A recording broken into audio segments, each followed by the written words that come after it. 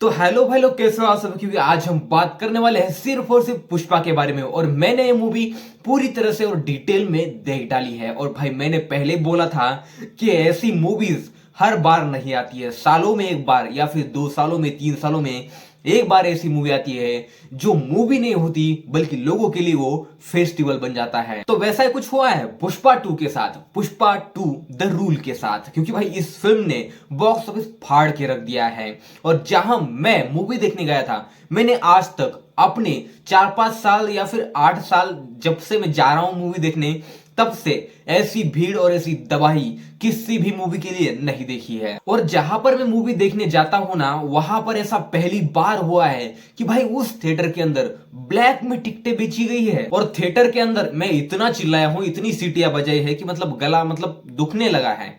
यहां तक कि लड़के लोग भाई चुप ही नहीं हो रहे थे। जहां भी पुष्पा की एंट्री होती है बस चिल्लाना और शोर मचाना चालू ही था। अब करते हैं असली मूवी का रिव्यू। अब तक तो सिर्फ बातें हो गई, तो भाई शुरुआत करते हैं पुष्पा से ही।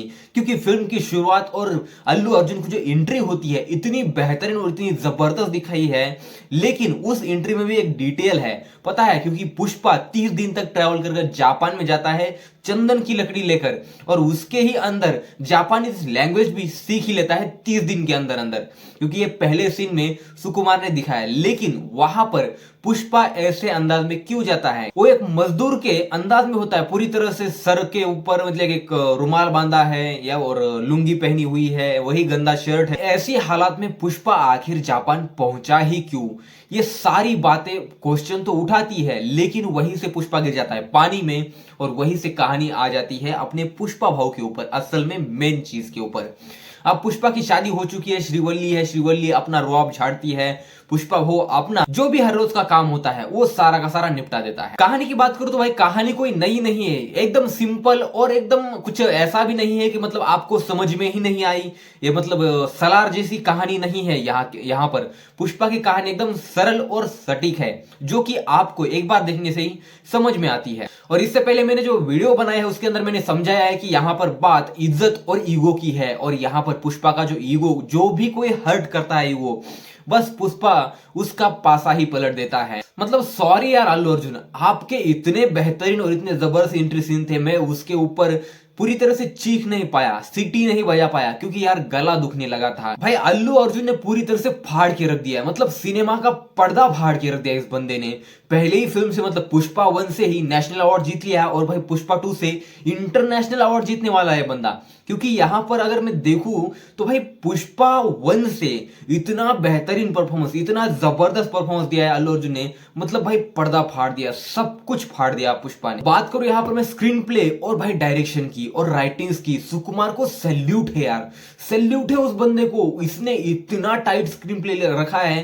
फर्स्ट हाफ लगभग मुझे लगता है 1.25 घंटे या फिर 2 घंटे का ही है फर्स्ट हाफ, कब निकल गया पता ही नहीं चलता है। भाई स्क्रीन प्ले इतना टाइट कि आपको बोर तो फिल्म ये बिल्कुल होने नहीं देती है, और इतना मजा आने लगता है आपको। कहीं भी अगर समझो थोड़ा बहुत फिल्म नीचे ऊपर हो रही है तो उसी बीच एक ऐसा बेहतरीन एलिवेशन आ जाता है, ऐसा बेहतरीन एक्शन सीन आ जाता है, या फिर पुष्पा के बारे में सिर्फ और सिर्फ इतनी बेहतरीन बातें होने लगती है कि आपको बस मजा ही आने लगता है। दूसरी बार बात करूं राइटिंग्स की, भाई राइटिंग इतनी बेहतरीन तरीके से की है। भले ही कहानी एकदम सिंपल है, और फिल्म के अंदर के गाने आपने सुना होगा बहुत सारे लोगों से, या फिर मेरे भी रिव्यू में सुना होगा कि इतने बेकार गाने हैं और इतने खराब बीट्स है, या फिर जो भी लिरिक्स है इतने खराब है कि सुनने में कान दुखने लगते हैं। लेकिन फिल्म के अंदर वैसा बिल्कुल नहीं होता है, यहां पर उल्टा होता है पूरी तरह से।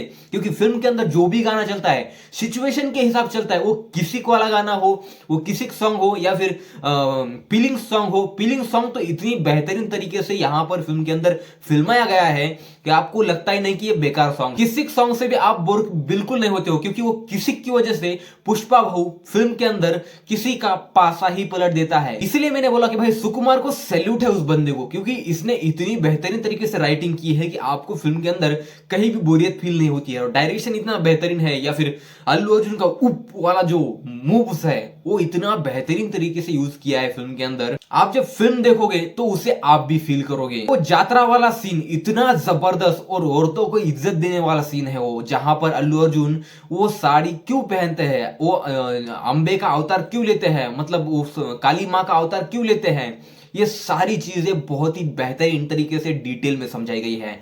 और भाई दूसरा एक पोर्शन आता है जहां पर रप्पा रप्पा वाला जो पुष्पा भाऊ टीवी के ऊपर जाता है, डायरेक्टली टेलीकास्ट होता है, मतलब पुष्पा भाऊ डायरेक्ट टीवी के ऊपर लाइव आ जाता है, वहां पे जो बोलता है मेरी बेटी को या फिर मेरी लड़की को एक खरोच भी आई तो भाई रप्पा रप्पा करके काटूंगा सबको, और भाई वही करता है।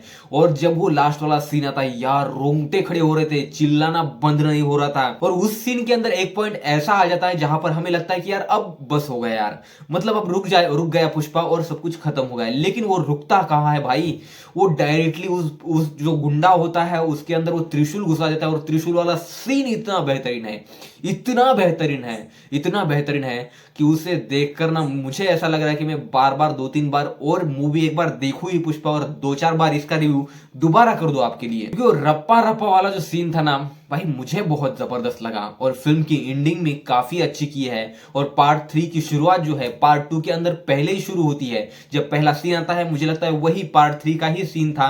और ट्रेलर के अंदर ऐसे बहुत सारे सीन थे जहां पर जापान में जाकर पुष्पा वो नोट दिखाता है, या फिर वहां से पैसे लेता है, या फिर यहां से चंदन वहां बेचता है, या फिर डील करता है। ऐसी बहुत सारी चीजें जो है वो ट्रेलर के अंदर तो दिखाई है सुकुमार ने, लेकिन मूवी के अंदर वो चीजें नहीं है। अब बात करूं यहाँ पे मैं रश्मिका मंदाना की, तो भाई रश्मिका मंदाना का परफॉर्मेंस भी काफी अच्छा है फिल्म के अंदर, क्योंकि पार्ट 1 से तो मतलब 500 में चुम्मा या फिर 1000 में 5000 में किस देना, ये सारी चीजें ना पुष्पा भाऊ अब करता ही नहीं है, क्योंकि पुष्पा भाऊ बहुत बड़ा बन चुका है, इतना बड़ा बन चुका है, पुष्पा एक ब्रांड बन चुका है। ये हाथ मतलब क्या है, ब्रांड है। फिल्म के अंदर मुझे एक टाइम के लिए ऐसा लगा कि भाई जॉली रेड्डी कहां गायब हुआ है, क्योंकि जिस श्रीवल्ली के लिए पुष्पा भाऊ ने उसको अदनंगा बना दिया था, वो जॉली रेड्डी आखिर कहां है, क्योंकि जॉली रेड्डी पूरे फिल्म के अंदर कहीं दिखाई ही नहीं देता है।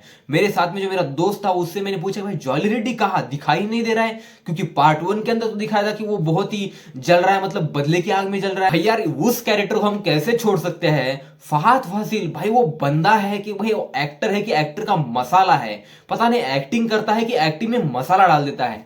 इतनी बेहतरीन एक्टिंग की है उस बंदे ने, वो जो मतलब यार क्या ही बोलूं, जो जितना भी बोलूं ना भाई मतलब जबरदस्त यार। मतलब फहद फासिल एक ऐसा एक्टर है अभी के लिए, प्रेजेंट टाइम के लिए इंडिया में, जो सबसे बेहतरीन एक्टिंग कर रहा है। और भाई पुष्पा भाऊ ने दिखा दिया है कि अगर कोई भी आदमी अपनी बीवी की बात सुनता है तो दुनिया में कैसा नाम कमा सकता है और क्या क्या कर सकता है। ये सारी चीजें पुष्पा भाऊ ने आपको सिखा दी है इस मूवी से। और जाते जाते बस एक ही बात बोलना चाहूंगा, पुष्पा सिर्फ एक फिल्म नहीं है, ये फेस्टिवल है, और इसे सेलिब्रेट हर एक ऑडियंस ने, हर एक बच्चे ने, हर एक फैमिली ऑडियंस ने, या फिर सारी की सारी फैमिली ने एंजॉय करना चाहिए मेरे हिसाब से। क्योंकि आज मैंने थिएटर के अंदर देखा सारे के सारे लड़के लोग थे, फैमिली ऑडियंस बहुत कम थी। तो बस भाई लोग, आप में से किसने किसने इस फिल्म को देखा है? मुझे लगता है जितने भी सिनेमा लवर है उन्होंने फर्स्ट डे फर्स्ट शो छोड़ा नहीं होगा। तो फिर मिलते हैं अगले वीडियो में। अगर आपको वीडियो में कुछ पसंद आया हो तो इस वीडियो को लाइक करो, शेयर करो, कमेंट करो, और आपके अपने बालाजी फिल्म वाला चैनल को सब्सक्राइब करना भी बिल्कुल मत भूलो। तो मिलता हूं आपसे ऐसे इंटरेस्टिंग पुष्पा के ही नेक्स्ट वीडियो में। तब तक लेता हूं salute, take care, see you soon, bye bye.